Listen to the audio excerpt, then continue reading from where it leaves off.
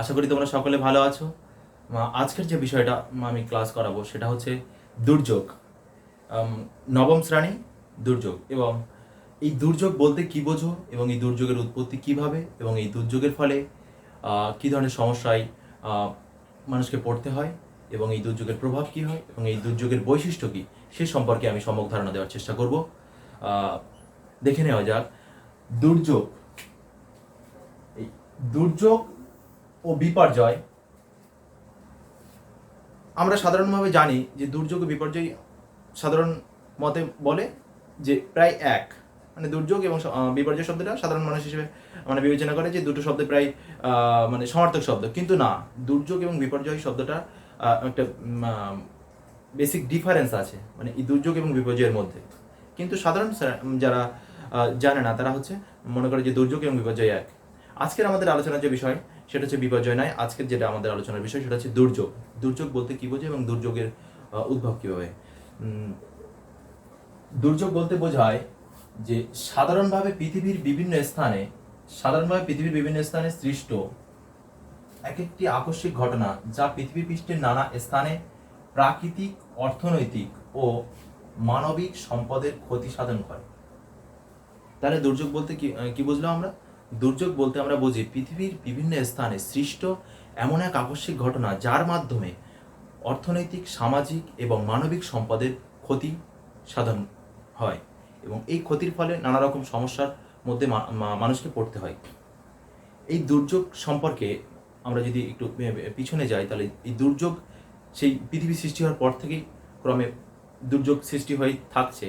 এবং এই দুর্যোগের ইতিহাসটা জানতে গেলে আমরা সুপ্রাচীনকালের একজন বিখ্যাত জ্যোতির্বিজ্ঞানী এবং পণ্ডিত বরাহমিহিরের কথা আমাদের জানতেই হবে। কারণ বরাহমিহিরের বিখ্যাত একটা গ্রন্থ বৃহৎ সংহিতা, সেই বৃহৎ সংহিতা গ্রন্থে তিনি প্রাচীনকালের বিভিন্ন দুর্যোগ সম্পর্কে, বন্যা সম্পর্কে, অগ্নুৎপাত সম্পর্কে তিনি সেখানে ধারণা দিয়েছেন। এবং এই বিখ্যাত একজন জ্যোতির্বিজ্ঞানী বরাহমিহির এর বিখ্যাত একটা গ্রন্থের নাম বৃহৎ সংহিতা। এই বৃহৎ সংহিতা তাই বলা হয় যে বৃহৎ সংহিতা হলো বিভিন্ন ভূতাত্ত্বিক ঘটনা ও দুর্যোগ ও বিপর্যয়ের আকর গ্রন্থ। অর্থাৎ এই বরাহমিহিরের এই বৃহৎ সংহিতাকে বলা হয়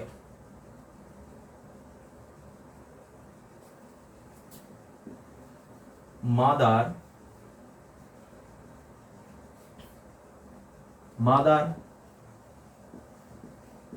book of all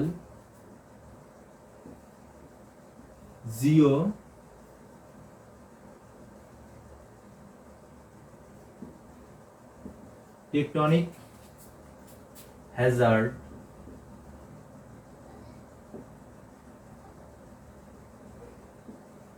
and disaster।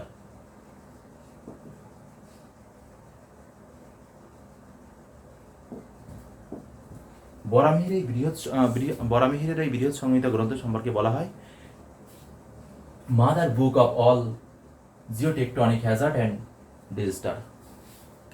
এবারে দেখে নেওয়া যাক যে এই দুর্যোগের উৎপত্তি কিভাবে, অর্থাৎ এই দুর্যোগ শব্দটির ইংরাজি প্রতিশব্দ যেটা হচ্ছে হ্যাজার্ড, এই হ্যাজার্ড শব্দটির উৎপত্তি কিভাবে।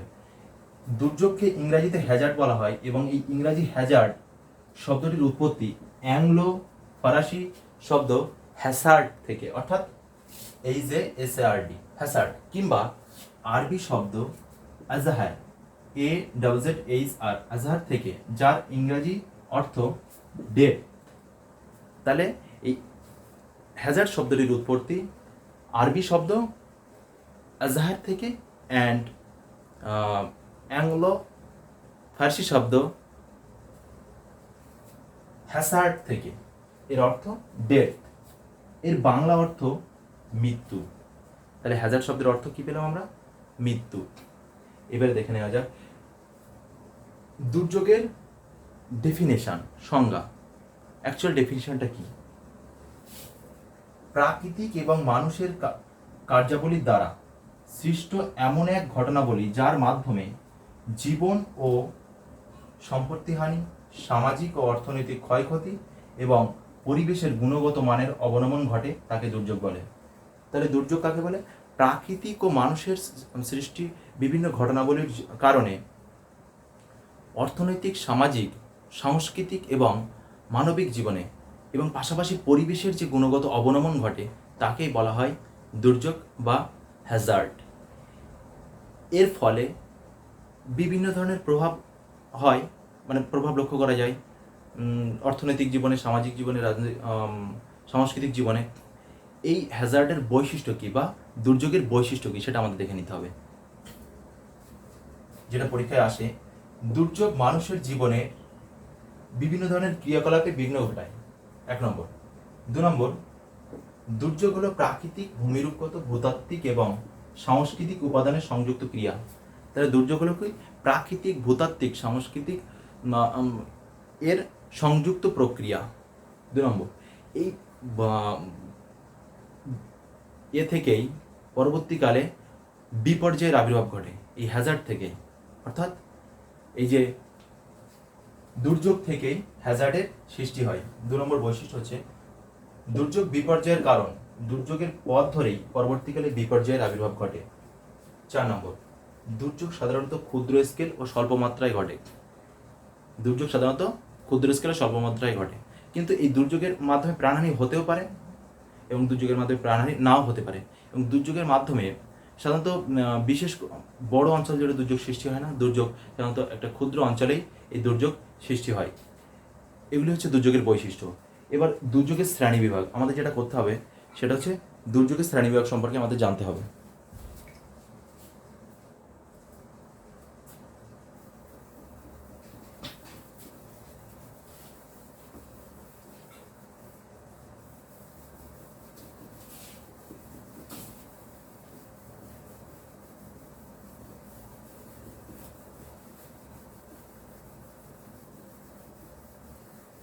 দুর্যোগের শ্রেণী বিভাগ সম্পর্কে আমরা এখন জানার চেষ্টা করব।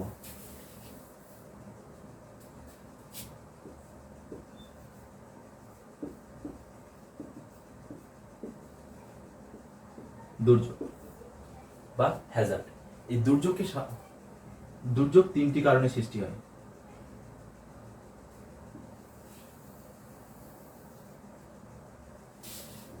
দুর্যোগ প্রধানত 3টি কারণে সৃষ্টি হয়।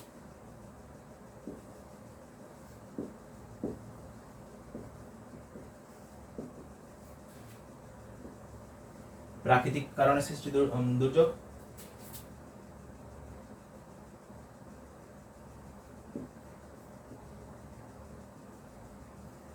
আধা প্রাকৃতিক,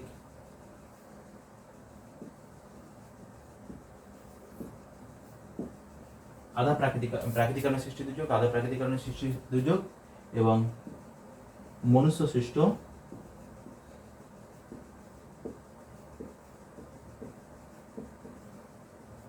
দুর্যোগ।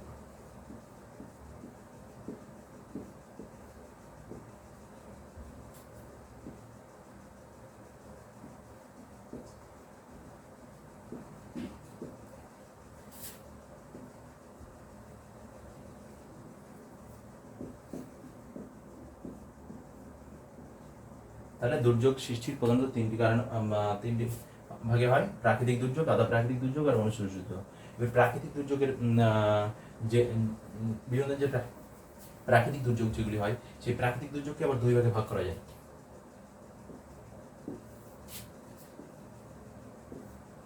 ভূগাঠনিক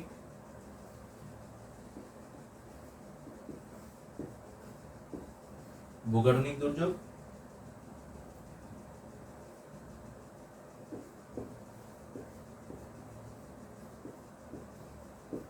এবং জলবায়ুগত দুর্যোগ।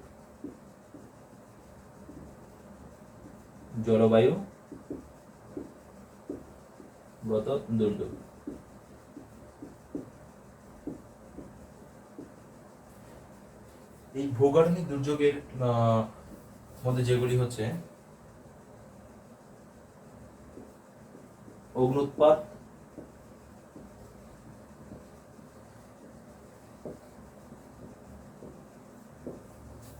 ভূমিকম্প,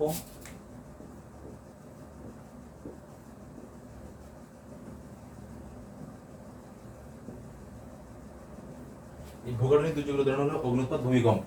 এবং জলবায়ুগত দুর্যোগের ভিতরে আছে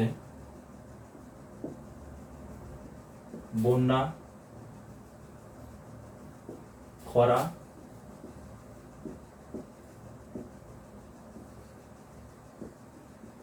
ভূমিধস। তাহলে প্রাকৃতিক দুর্যোগের ভিতরে কি আছে? ভূগঠনিক প্রাকৃতিক দুর্যোগকে দুই ভাগে ভাগ করা যায়, ভূগঠনিক দুর্যোগ এবং জলবায়ুগত দুর্যোগ। এবং এই ভূগঠনিক দুর্যোগের উদাহরণ হলো অগ্নুৎপাত এবং ভূমিকম্প। আর জলবায়ুগত দুর্যোগের উদাহরণ হলো বন্যা এবং খরা আর ভূমিধস। এবারে আধা প্রাকৃতিক দুর্যোগ, মানে এখানে মানুষও কিছু দায়ী এবং প্রকৃতিও কিছু দায়ী, মানে দুটো সংমিশ্রণের ফলে যে ধরনের দুর্যোগ ঘটে সেটা হচ্ছে ভূমিকম্প,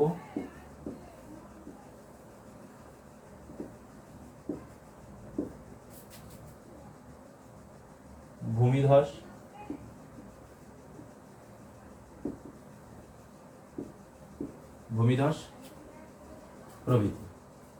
এটা হচ্ছে আধা প্রাকৃতিক দুর্যোগ। এবার মনুষ্য সৃষ্ট, মানে মানুষের বিভিন্ন ধরনের কাজের ফলে এই ধরনের দুর্যোগ সৃষ্টি হয়, মনুষ্যের দুর্যোগ।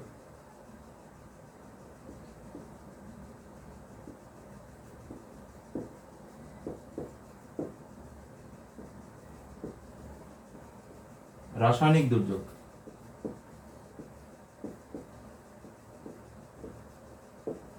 এর উদাহরণ হলো রাসায়নিক দুর্যোগ হচ্ছে ভোপাল গ্যাস দুর্ঘটনা। রাসায়নিক দুর্যোগের উদাহরণ হলো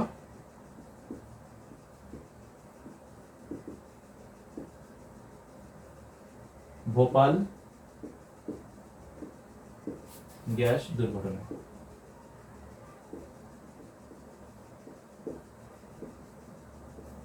এটা রাসায়নিক দুর্যোগের উদাহরণ। তেজস্ক্রিয় দুর্যোগ,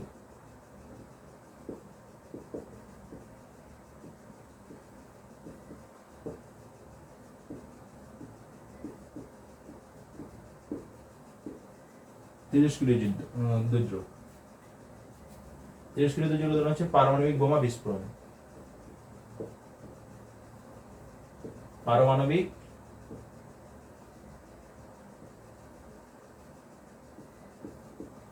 বোমা বিস্ফোরণ।